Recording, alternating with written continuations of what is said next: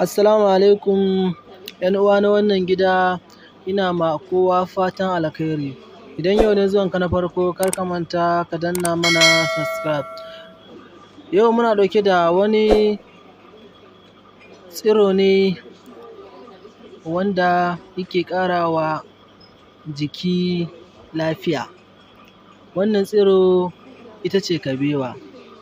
Idan kana amfani da kabewa tana taimakawa wajen rage haɗarin ɗaukar ciwon daji.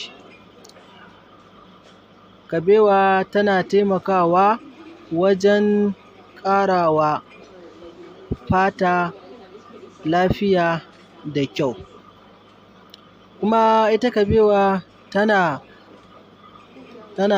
rage haɗarin kamuwa daga cutar ciwon zuciya. Kabewa tana taimakawa masu son rage ƙiba. Kuma kabewa tana taimakawa ga masu ciwon siga. Kuma kabewa tana maganin gajiya. Kuma kabewa tana bunƙasa gangar jikin ɗan adam.